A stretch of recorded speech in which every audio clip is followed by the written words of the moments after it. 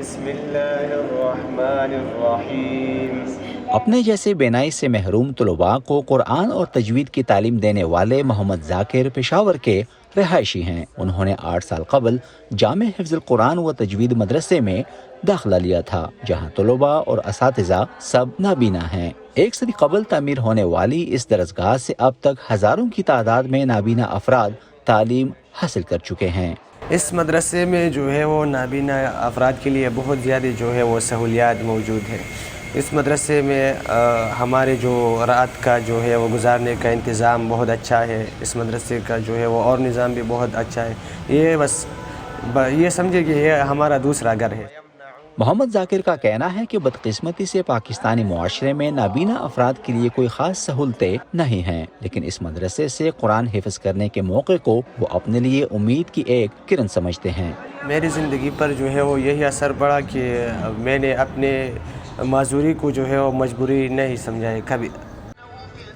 مدرسے میں باقی طلباء کے ساتھ محمد ذاکر نے بھی قرآن حفظ کرنا شروع کیا۔ یہاں نابینا طالب علموں کو مذہبی تعلیمات حفظ کرائی جاتی ہیں۔ نابینا استاد طلباء کو کتابیں پڑھے بغیر سبق دیتے ہیں۔ اس کی وجہ یہ ہے کہ مدرسے میں دنیا بھر میں نابینا افراد کے لیے رائج بریل سسٹم موجود نہیں۔ تقریباً 1 صدی پہلے جب اس مدرسے کو یہاں تعمیر کیا گیا تو اسی زمانے میں نابینا افراد کی سہولت کے لیے بریل کا نظام بھی متعارف ہوا، جس کی وجہ سے دنیا بھر میں نابینا افراد کے لیے علم کا حصول آسان ہو گیا۔ وائس آف امریکہ نے مدرسے میں موجود ایک طالب علم کامران سے پوچھا کہ کیا انہیں بریل کا پتہ ہے۔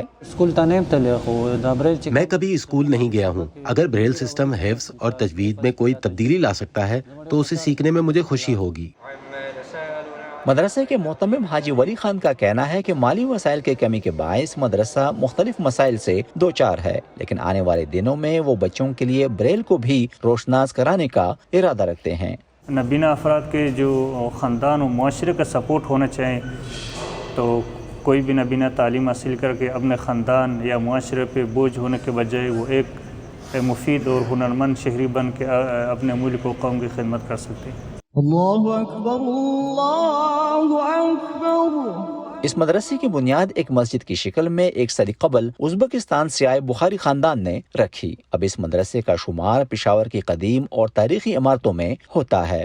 جامع حفظ القرآن و تجوید میں تو بریل سسٹم رائج نہیں ہے، تاہم اس مدرسے سے چند کلومیٹر کے فاصلے پر government institute for visually impaired children میں 10ویں جماعت تک کے بچوں کو بریل سسٹم کے ذریعے سرکاری نصاب کی تعلیم دی جاتی ہے۔ یہ ادارہ صوبائی حکومت کے تعاون سے چلایا جا رہا ہے اور بصارت سے محروم بچوں اور بچیوں کو مفت تعلیم فراہم کرتا ہے۔ تعلیم کے ساتھ ساتھ ہم یہاں پہ ان کو مختلف ہنر بھی سکھاتے ہیں۔ ہنر کے ساتھ ساتھ ان کو کمپیوٹر تعلیم بھی دی جاتی ہے۔ اس کے علاوہ ان کو ہم mobility, orientation and daily living skills, یہ سارے ٹریننگ بھی ہم دیتے ہیں۔ اس سرکاری انسٹیٹیوٹ میں اس وقت 120 طلباء و طالبات زیر تعلیم ہیں۔ طلباء کا کہنا ہے کہ بریل کی سہولت کی بدولت ان کے لیے تعلیم کا حصول آسان ہے۔ اس سے پہلے میں عام اسکول میں پڑھتا تھا، جہاں پر مجھے مطلب لکھائی یا پڑھائی میں نہیں کر سکتا تھا، جو زبانی یاد ہوتا تھا تو بس وہی تھا۔ لیکن اس کے بعد جب میں نے بریل سیکھا تو اس کے بعد میں کتابیں وغیرہ آج جتنے بھی کتابیں بریل میں لکھی جائیں میں ان کو بآسانی پڑھ سکتا ہوں۔ بریل کی تعلیم کے بغیر میری زندگی بالکل نامکمل تھی۔